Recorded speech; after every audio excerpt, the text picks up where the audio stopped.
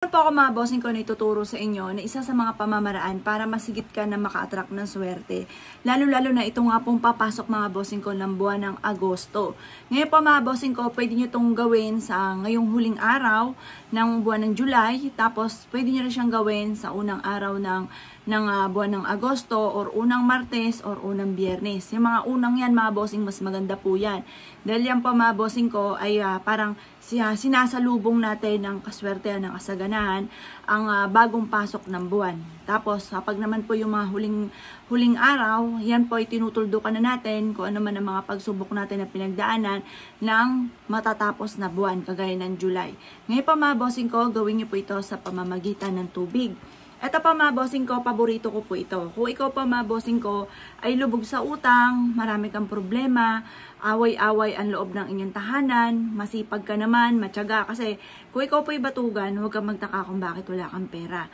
Pero kung ikaw po ay masipag at matyaga, at ikaw po ay parang napapaisip na sobra na ang pagod ninyo, sobra ng stress ninyo, pero lagi ka pa rin walang pera.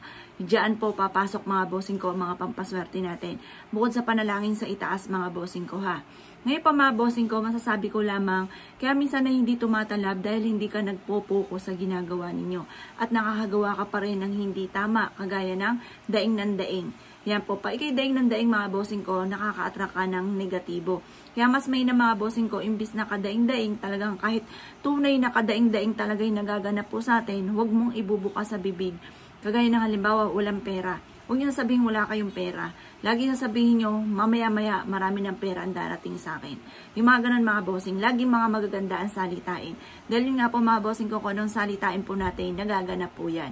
Ngayon po mga bossing ko, sa pamamagitan ng tubig, mas maganda yung clear kagaya nito yung nakikita nyo po siya. Kasi pag dyan nakikita yung mga alikabok, hindi kasi swerte kapag madumi. Kaya dapat, kapag nakita nyo may alikabok na, itapon nyo lang at tubig gripo lang naman ang ating gagamitin. At pagkatapos mas mainam, meron kayong tubig mga bossing ko sa gilid ng pintuan or sa harapan ng inyong tahanan. Kasi ang tubig mga bossing ko ay humihigop ng kamalasan, ng negative energy. Kaya dapat meron po kayong tubig mga bossing ko sa harapan ng bahay ninyo. Para dyan pa lang sa harapan ng bahay ninyo ay nahihigop na ang negative energy. Or kaya po mga bossing ko, pagpasok na inyong pintuan, pwede rin naman na meron kang tubig sa gilid ng pintuan ninyo, sa labas or loob. Pwede po doon, pili lang kayo kung alin po doon ang gusto po ninyo.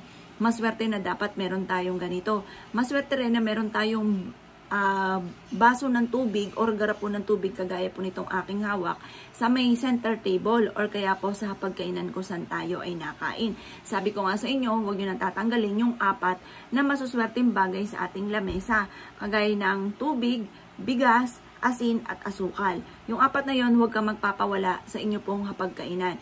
Lagi lang naman pinapaltan ay tubig. Tapos yung the rest, kahit kada taon na paltan nyo po siya mga bossing. Ngayon po mga bossing ko, at huwag ka rin pong gagawa ng hindi mo pinapaltan bawat taon. Kasi kung ano po yung paghihirap nyo pinagdaanan nung nakalipas sa taon, yun din muli ang pagdadaanan nyo sa susunod na taon mga bossing. Kung naniniwala kayo sa mga ganyan. Ngayon po mga bossing ko, para sa akin, walang masamang maniwala. Lalo-lalo na, at marami na rin nagpatotoo na sinuwerte po dyan. Kabilang na rin po ako dyan. Ngayon po mga bossing ko, ang gagawin lamang po natin, kapag po ito ay madumi na, itatapon niya lamang. Pero ang proseso po nito, kailangan focus ka at maniwala ka sa ginagawa ninyo. Kasi may mga pagkakataon na ikaw mismo kumukontra habang ikay nagwi-wish, nasa isipan nyo baka ito ay hindi tumalab. Naku, hindi nga rin po yan tatalab. Kaya itigil nyo na kapag gano'n ang sitwasyon. Kaya kailangan kapag gagawa ka ng ganito, ang nasa puso't isipan ninyo, magiging matagumpay na ako. Simula na ito ng tagumpay ko. Ganun po mga bossing. Ang paggawa po nito, kumuha ka ng isang garapon ng ganito, mas maganda clear ha mga bossing. Gagamit kayo ng baso na clear. Pagkatapos, ibubulong nyo po sa tubig ang lahat ng nais po ninyo. Halimbawa, makakabayad na ako sa lahat ng aking mga pagkakautang at kailanman na hindi na ako mangungutang pa. Makakamit ko lahat ng aking mga pinapangarap, iyaman ako at magiging matagumpay. Ganun ang mga pag-wish na walang gamit na sana direct to the point. Pagtapos na po kayo mag-wish mga bossing ko, basta i-wish na lahat ng gusto po ninyo. Halimbawa, sa aking negosyo, ako ay araw-araw magkakaroon ng malaking benta. or kaya away-away kayo ng pamilya or yung karelasyon nyo ay may mga tukso na hindi maiwasan. Ang karelasyon ko ay babait na at iiwas siya sa tukso at magbabagong buhay na siya. Walang tao na walang kakayahan na hindi magbago. Magbabago po yan, lalo-lalo na kung gugustuhin po nila. Ngayon, ugaliin po natin ang pagsasabi ng mga salitang mga magaganda at para maka-attract tayo ng mga magaganda. Ngayon po mga bossing ko, basta't kung ano man ang nais po ninyo, pwede po dito pangkalahatan.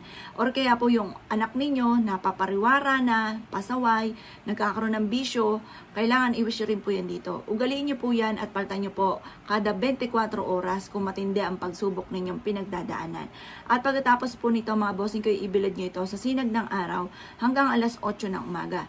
Makalipas ng alas 8 ng umaga, ilagay nyo nga po ito sa harapan ng bahay po ninyo or kaya sa gilid ng pintuan ng inyong main door or kaya po sa gilid ng pintuan ng inyong main door sa loob or kaya po sa center table or sa hapagkainan. Pero sa hapagkainan ay wag ka magpapawala ng tubig dahil ang tubig mga bossing ko ay nagdudulot ng swerte at masaganang pamumuhay. Kung isa ka sa mga naniniwala sa mga gatong mga pamamaraan at marami ka mga pagsubok na pinagdadaanan, tuldukan nyo na po yan. Marami tayong pwedeng gawin. Pero syempre, ang numero 1, ang itaas. Huwag kang makakalimot magdasal. Ugalin ang pagdadasal mga bossing ko at sabayan nyo ng ganito. Kumbaga para wala na tayong pagkukulang. Kasi minsan, ay sayang sana gumawa ako. Para wala ka ng pagsisisi pa.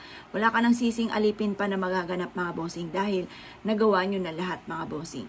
At mas magiging kampante ka naman sa inyong kalooban dahil nagawa mo na lahat. Hindi yung tipo na ay, hindi ko gagawin yan, hindi ako niwala dyan. Pagkatapos po niyan, malaman nyo yung gumawa ng ganito ay sinuwerte, parang magsisisi ka pa.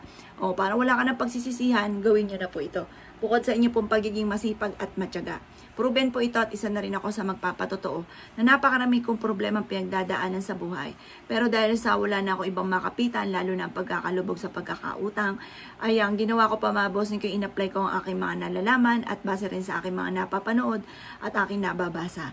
At yun nga po mga bossing ko, hindi ako makapaniwala sa dami ng mga blessing na dumating.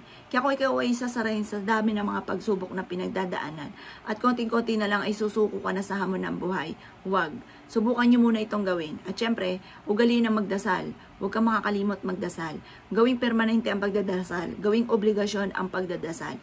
Yan ang gawin nating obligasyon at hindi pagtaya-taya. Ang pagtaya-taya, kapag ka nagustuhan nyo lamang. Pero pag hindi nyo ibig, huwag nyong pipilitin ang inyong sarili.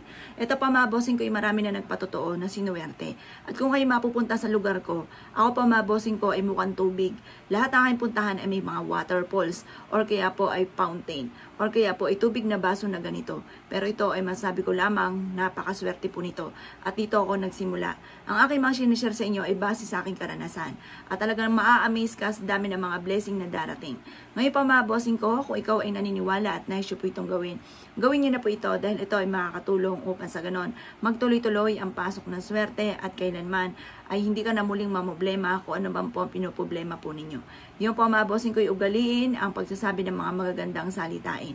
At kayo mismo ay maa-amaze sa dami ng mga blessing na darating po sa inyo. Kaya kung ikinaniwala at nais po itong gawin, good luck po sa inyo po lahat.